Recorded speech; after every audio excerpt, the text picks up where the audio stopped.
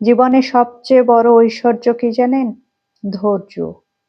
যে ধৈর্য রাখতে পেরেছে সেই জীবনে বড় হয়েছে। কিন্তু আমাদের একটা সমস্যা হলো আমরা খুব সামান্য কারণেই হাল ছেড়ে দিই।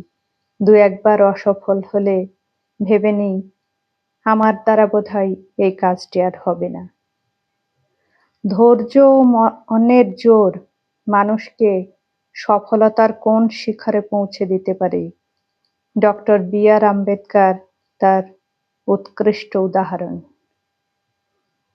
যিনি ভারতের সংবিধান রচনা করেছেন। তিনি ক্লাসরুমে বসে শিক্ষা গ্রহণ করার সুযোগ পাননি। নিচু জাতির ছেলে বলে তাকে ক্লাসরুম থেকে বের করে দেওয়া হয়। কিন্তু তিনি অপমানিত হয়েও ধৈর্য হারাননি, স্কুল ছেড়ে চলে যাননি, বরং দেওয়ালে কান পেতে পড়াশোনা চালিয়ে গেছেন, জীবনে এগিয়ে গেছেন। প্রতি পদক্ষেপে অপমান সহ্য করেও তিনি হাল ছাড়েননি। তিনিও একজন মানুষ, মান অপমান বোধ তারও ছিল। কষ্ট সহ্য করেছেন পাহাড় সমান, তবু অসীম ধৈর্য রেখেছেন।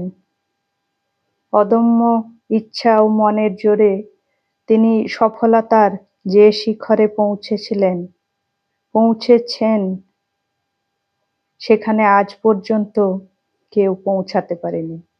আর সবচেয়ে মজার ব্যাপার, যে উঁচু জাতির লোকেরা তাকে ক্লাসে বসে পড়ার অধিকারটুকু দেয়নি, আর জাতি ধর্ম বর্ণ নির্বিশেষে সবাই তার লেখা সংবিধান মেনে চলতে বাধ্য।